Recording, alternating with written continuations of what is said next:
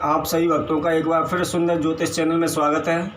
आज हम सभी भक्तों के समक्ष इस नई वीडियो के माध्यम से जो हमने आपको पिछली वीडियो के माध्यम से बताया था कि शिव जी पर क्या चढ़ाना चाहिए, क्या नहीं चढ़ाना चाहिए, उसी के बारे में कुछ और नई जानकारी लेकर आए हैं। तो सभी भक्तों से अनुरोध है, जिस किसी ने अभी इस चैनल को सब्सक्राइब नहीं किया है वो सब्सक्राइब करें, लाइक करें तथा कमेंट बॉक्स में जाकर कमेंट अवश्य करें।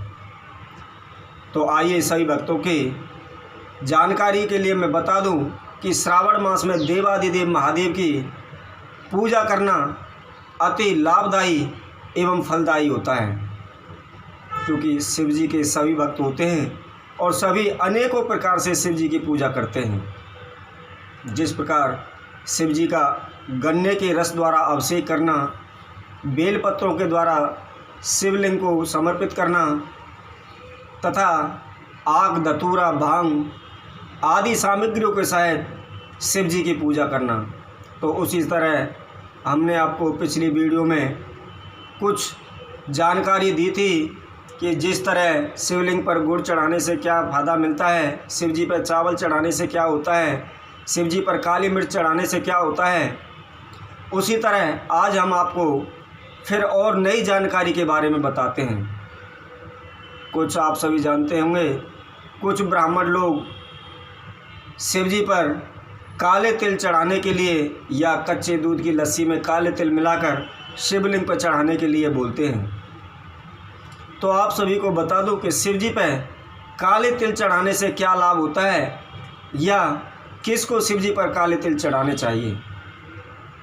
यदि किसी कुंडली के अंदर काल सर्प दोष हो या शनि की ढैया हो या शनि की 7.5 दशा हो, अगर इन तीनों चीज़ों में से किसी भक्त सज्जन की में दोष है या शनि दोष है या काल सर्प दोष है, तो उन सभी भक्तों को चाहिए कि शिवलिंग पर काले तिल चढ़ाएं।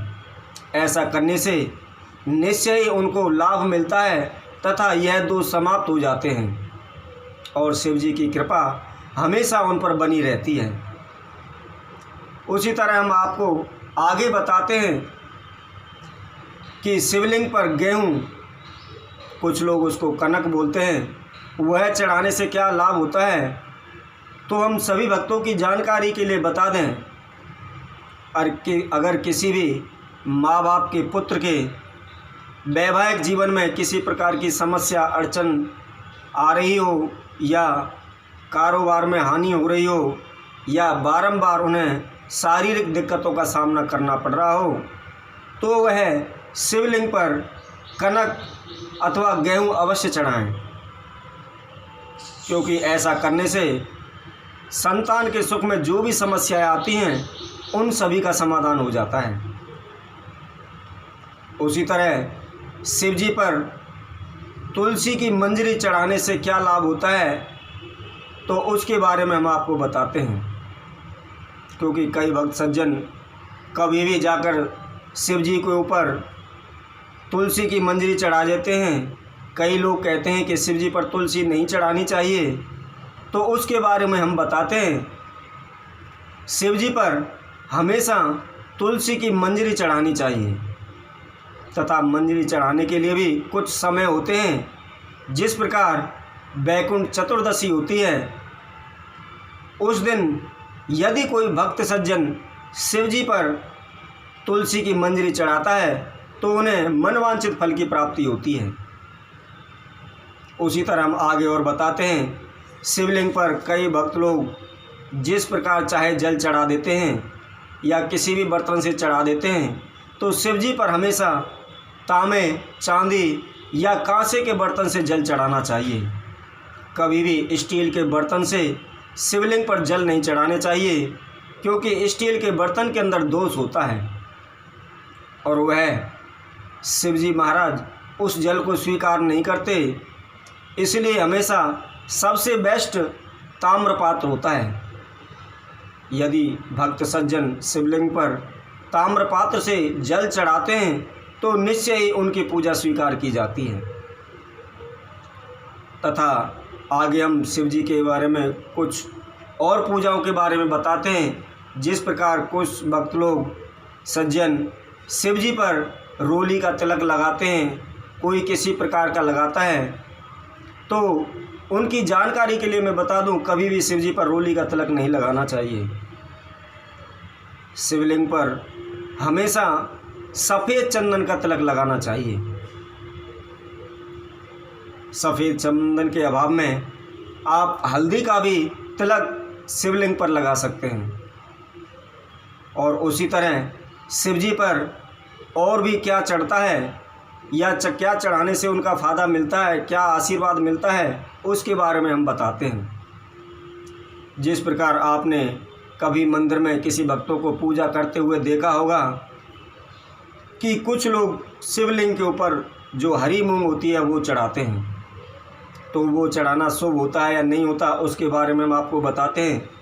यदि किसी भक्त सज्जन के घर संतान का सुख नहीं है तो वह शिवलिंग पर हरी मूंग चढ़ाने से उन्हें संतान प्राप्ति का आशीर्वाद मिलता है।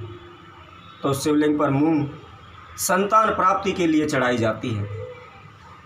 उसी तरह शिव जी पर किस विधि अनुसार बेलपत्र दूर्वा चढ़ानी चाहिए या किस दिन बेलपत्र तोड़ने चाहिए, उसके बारे में हम सभी को बताते हैं। क्योंकि कुछ भक्त सज्जन हमने देखे हैं कि वो जब चाहे बेलपत्र पर गए, पेड़ तोड़ा, पत्ते तोड़े और ला के शिव जी पर चढ़ा दिए।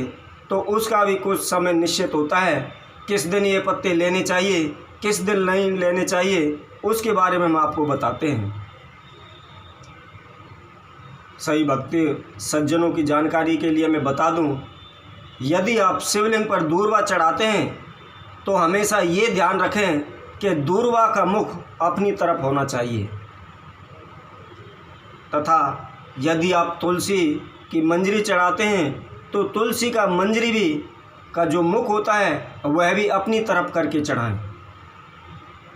यदि कोई भक्त सज्जन बेलपत्र चढ़ाता है तो बेलपत्र का मुख हमेशा नीचे की तरफ करके चढ़ाना चाहिए, अर्थात बेलपत्र हमेशा उल्टा करके चढ़ाना चाहिए। ऐसा करने से ही शिवजी महाराज भोलेनाथ उस बेलपत्र को स्वीकार करते हैं तथा शिवजी की पूजा सर्वोत्तम जिस काल में होती है वह भी हम बताते हैं। अगर कोई भक्त सज्जन शिवजी को प्रसन्न करना चाहते हैं या किसी मनवांछित फल के निमित्त आप पूजा कर रहे हैं या संकल्प के द्वारा आप शिवजी की पूजा कर रहे हैं, तो वह पूजा आपको प्रदोष काल के अंदर करनी चाहिए। ऐसा करने से निश्चय ही शिवजी महाराज हमें अपना मनवांछित आशीर्वाद फल प्राप्त देते हैं तथा जो हमारे द्वारा पूजा की गई है वह संपूर्ण होती है और उनका आशीर्वाद हमको मिलता है। तो सभी भक्तों के लिए हम आगे जो हमारी नई वीडियो आएगी उसके अंतर्गत भी और इसी प्रकार की अनेकों जानकारी हम आपके समक्ष लाएंगे कि शिव जी की और क्या पूजा करनी चाहिए, विशेष पूजा क्या है तथा उसके लक्षण क्या हैं।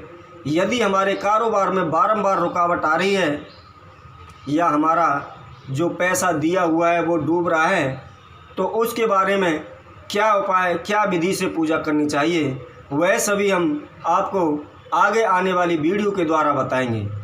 जब तक के लिए सभी भक्तों को इस सुंदर ज्योतिष चैनल की तरफ से सभी को राधे राधे।